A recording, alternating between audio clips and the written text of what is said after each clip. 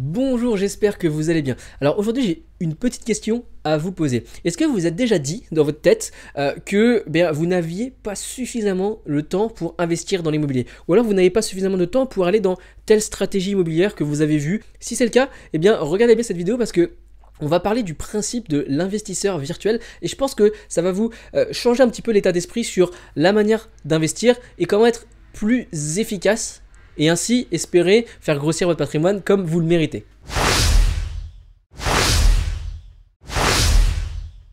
Ok, on va y aller tout de suite, mais avant de commencer, je voulais juste vous offrir un document qui s'appelle les 14 niches insolites immobilières pour générer des belles rentabilités. Parce que effectivement, le temps aussi que vous allez mettre dans vos investissements immobiliers, dans votre petit business immobilier, ça va dépendre de la niche que vous avez choisie, de la stratégie que vous allez appliquer. Et si vous êtes prêt aujourd'hui, et je pense que vous le serez suite à cette vidéo, à mettre en place des principes de l'investisseur virtuel, vous pourriez potentiellement aller dans beaucoup plus de types de stratégies. Et le document des 14 niches immobilières insolites, c'est vraiment une manière pour vous de vous imaginer des stratégies qui sont vraiment originales et aussi souvent très rentables, qui vous permettraient de accélérer, de booster votre patrimoine immobilier. Donc vous cliquez sur le lien qui se trouve dans la description, je vous laisse faire, je suis sûr que vous allez trouver.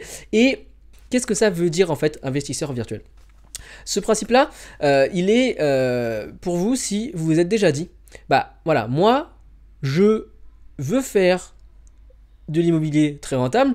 J'ai vu et j'ai entendu qu'une des manières les plus faciles de faire cela et les manières les plus créatrices de valeur, c'était la location courte durée. Malheureusement, je n'ai pas le temps. J'ai vu telle personne qui fait ça dans mon entourage, ma grande tante qui loue une chambre dans sa maison, qui passe ses week-ends à devoir refaire le lit, à faire le ménage, à faire des va-et-vient avec les voyageurs qui viennent, etc. Et concrètement, j'ai pas le temps pour me lancer là-dedans. Et c'est vrai que si on prend la manière standard de faire, et aujourd'hui la plupart des investisseurs utilisent la manière standard, vous allez avoir du mal à aller dans les stratégies les plus rentables si vous avez aujourd'hui un travail à temps plein et que vous avez aussi des loisirs, une famille à gérer, etc. etc. Or, aujourd'hui, nous sommes en 2019 et ce qu'il y a de bien, c'est que la technologie est partout. Si je voulais faire un parallèle, peut-être que vous allez vous voir dans cet exemple-là, c'est l'utilisation de la technologie dans le monde professionnel, dans votre entreprise, là où vous travaillez, versus l'utilisation de la technologie dans votre vie personnelle. Est-ce que vous avez déjà remarqué que aujourd'hui, sur votre smartphone, vous utilisez des applications, vous utilisez des outils qui sont bien plus performants que ce que vous pouvez utiliser à votre travail. Peut-être qu'à votre travail, vous avez encore une version de Windows qui est assez vieille, vous utilisez le pack Office de 97. Peut-être que, je sais parce que je l'ai vécu, il y a encore des gens qui vous envoient des fax.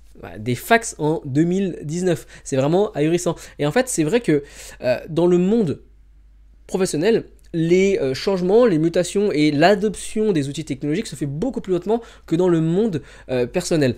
Aujourd'hui, dans le monde personnel, vous allez utiliser votre téléphone pour faire des photos. Demain, si je vous demandais à votre entreprise, oui, voilà, est-ce que tu peux me faire un flyer, etc., il va embaucher un photographe qui va pas forcément faire des plus belles photos que vous les avez reprises avec votre téléphone. Ou alors, lorsque vous devez vous former dans une entreprise, on va tout de suite vous envoyer un formateur qui va faire une séance physique plénière, alors que vous savez, dans votre vie personnelle, peut-être dans l'immobilier, vous faites de la formation en ligne et c'est un format qui vous correspond totalement, qui est même peut-être plus efficace.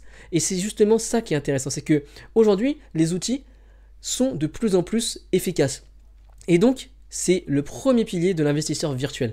Vous devez utiliser dans votre pratique de l'investissement immobilier des outils en ligne. Alors, vous le savez, j'ai fait de multiples vidéos sur les outils que je trouve les plus efficaces, que ce soit pour les phases de recherche, pour les phases d'analyse, pour les phases de travaux, pour les phases de recherche de locataires, pour les phases de analyse de marché, pour les phases de juridique, de création d'un contrat, etc., etc. Il y a moult outils et vous devez absolument les connaître, ces outils-là, et les utiliser parce que ça va vous permettre de digitaliser et d'aller plus vite dans la réalisation de toutes vos étapes. Un exemple tout bête, la recherche immobilière.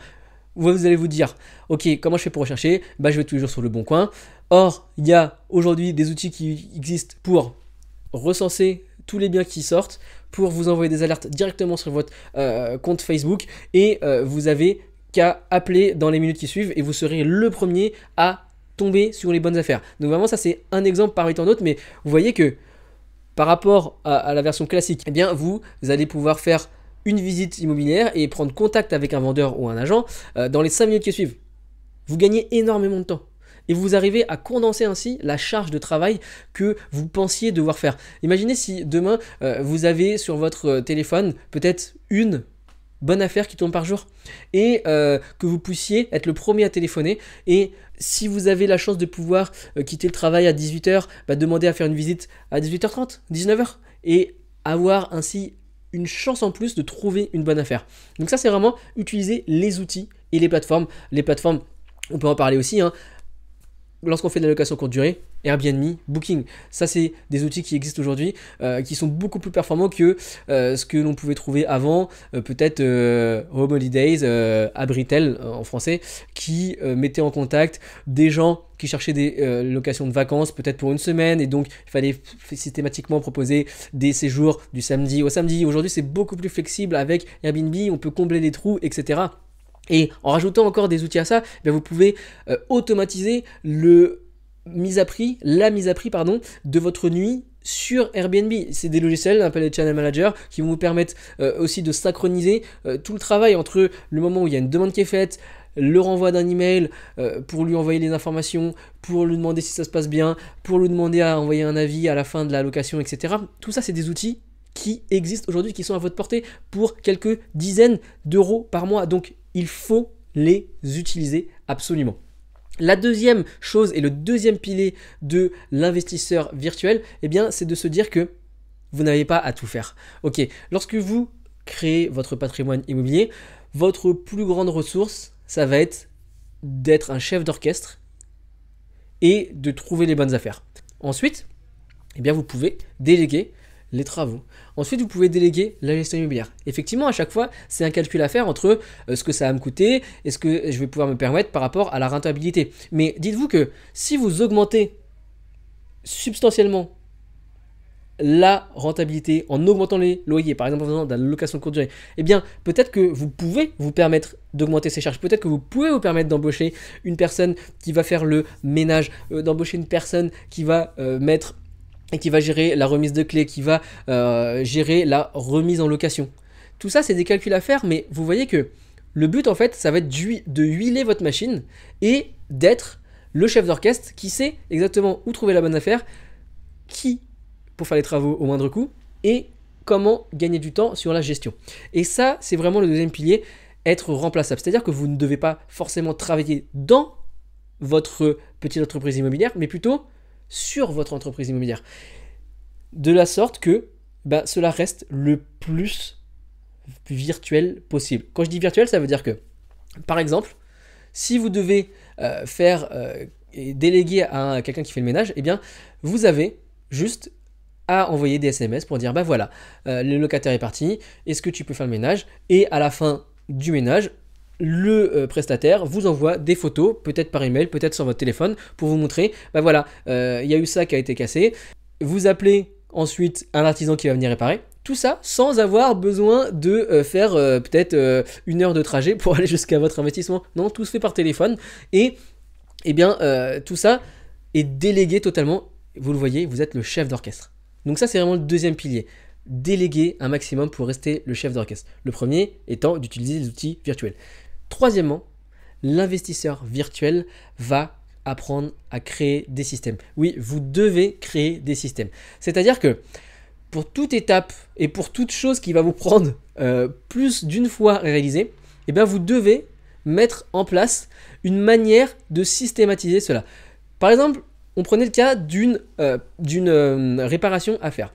Alors ça peut être dans une location courte durée, mais tout ça, ça s'applique à toutes les niches immobilières, à toutes les stratégies d'exploitation. Par exemple, si vous êtes en location à l'année normale, ça va s'appliquer aussi. À partir du moment où le locataire vous appelle, oui, il y a un problème sur la chaudière par exemple, et bien qu'est-ce que vous allez faire?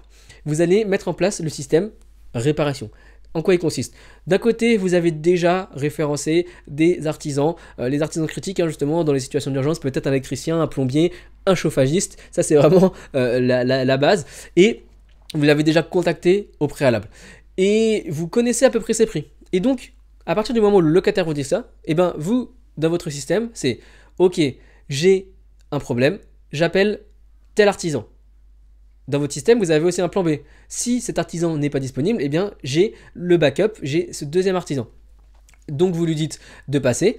Le système contient ensuite l'étape de recevoir une confirmation du locataire comme quoi l'artisan est bien passé. Ok. Ça, c'est plus des choses qui sont dans votre main, mais par contre, vous devez quand même vous assurer que ça marche bien et que ça se déroule bien. Le système vous dit ensuite, une fois que l'artisan est bien passé, eh bien, dans les 2-3 jours, vous devez recevoir le devis de l'artisan. Là, dans votre système, c'est à vous de prendre une décision, on y va pas. Vous voyez, on va de système en système pour à chaque fois ne pas avoir à se prendre trop la tête lorsqu'il y a une action à faire de votre part. On voit ici dans le cas réaliser une réparation, eh bien tout est séquencé. Donc vous voyez, créer des systèmes, c'est vraiment le troisième pilier de l'investisseur virtuel, et tout ça, ça peut se faire via des listes sur votre tableau Excel par exemple, avec toutes les données qui sont référencées, avec exactement les étapes à suivre pour que même si demain vous deviez revendre le bien, et ben vous pouviez donner cette liste au futur hacker en lui disant voilà, le bien il est géré comme ça, là il y a la liste de tous les artisans qui ont déjà travaillé dessus, ben vous avez juste à reprendre cela et ça va rouler, vous aurez vraiment peu de temps à mettre dedans. Donc les 3 piliers de l'investisseur virtuel, c'est quoi?